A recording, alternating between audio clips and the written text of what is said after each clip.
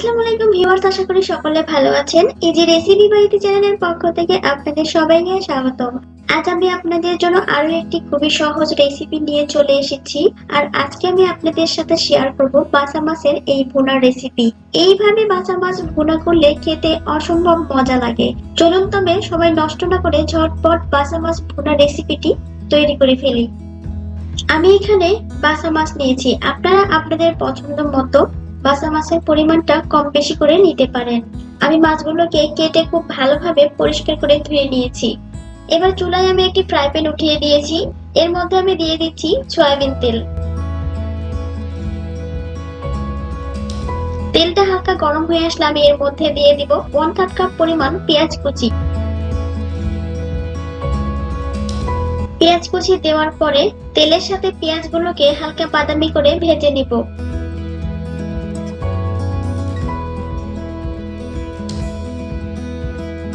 পেঁয়াজ হালকা বাদামি করে ভেজে নেওয়া হয়ে গেছে। এবার আমি এর মধ্যে দিয়ে দিব 1/2 টেবিল চামচ পরিমাণ আস্ত জিরে। জিরে দেওয়ার কারণে মাছ ভুনা থেকে অনেক সুন্দর একটি ফ্লেভার বের হয়। জিরে দেওয়ার পরে 10 সেকেন্ডের জন্য তেলের সাথে জিরাগুলোকে আমি নেড়েচেড়ে ভেজে নিব। 10 সেকেন্ড ভেজে নিয়েছি। আমি যেহেতু মশলা কষিয়ে নিব, তাই আমি এর মধ্যে দিয়ে দিচ্ছি 1/2 কাপ পরিমাণ পানি।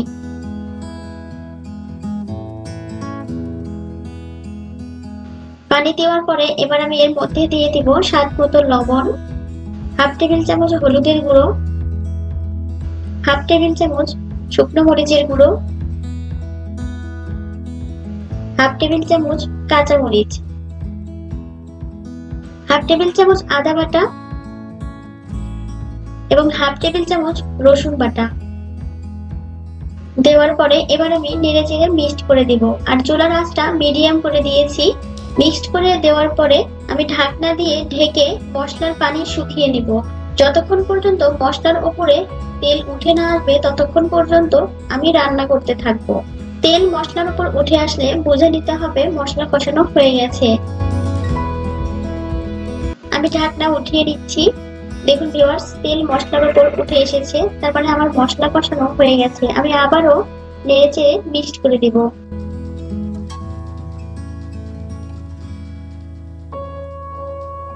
এবার আমি এর মধ্যে দিয়ে দিব 3টা টমেটো। টমেটো গুলোকে 4 টুকরো করে কেটে আমি ডিপ ফ্রিজে রেখে দিয়েছিলাম। আপনাদের কাছে নরমাল টমেটো থাকলে সেটাই দিতে পারেন।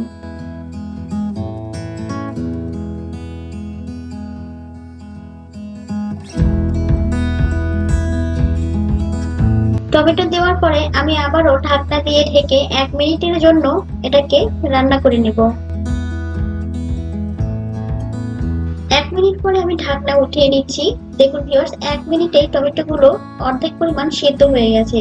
এবার আমি এর মধ্যে দিয়ে দিব কেটে ধুয়ে রাখা মাছ। মাছ দেওয়ার পরে এবার আমি মশলার সাথে মাছগুলোকে একটু নেড়েচেড়ে মিশিয়ে দিব।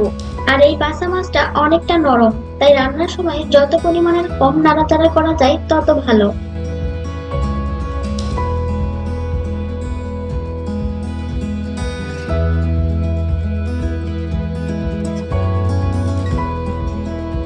এবার আমি ঢাকনা দিয়ে ঢেকে 2 মিনিটের জন্য এটাকে রান্না করে নেব। 2 মিনিট পর আমি ঢাকনা উঠিয়ে মাছগুলোকে একটু উল্টে পাল্টে দিব।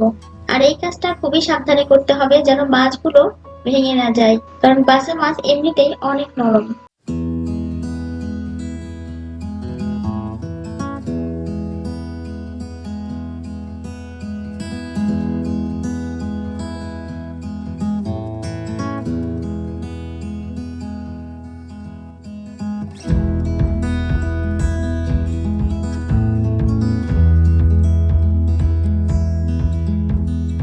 এবার আমি এর মধ্যে দিয়ে দিব 2 কাপ পরিমাণ পানি, সাথে দিয়ে দিব 1/2 কাপ পরিমাণ মটরশুঁটি। আপনারা চাইলে এই মটরশুঁটিটা না দিলেও পারেন, আমার কাছে মটরশুঁটিটা ভালো লাগে তাই মটরশুঁটি দিয়ে দিচ্ছি। এবার আমি ঢাকনা দিয়ে ঢেকে 5 মিনিটের জন্য রান্না করে নিব। 5 মিনিট পর আমি ঢাকনা উঠিয়ে নিচ্ছি। ঝোল অনেকটা কমে এসেছে। আর এই পর্যায়ে আমি চুলাটা বন্ধ করে দিব, কারণ ঠান্ডা হয়ে গেলে ঝোল অনেকটা কমে মাছের গায়ে গায়ে লেগে মাখা মাখা হয়ে যাবে।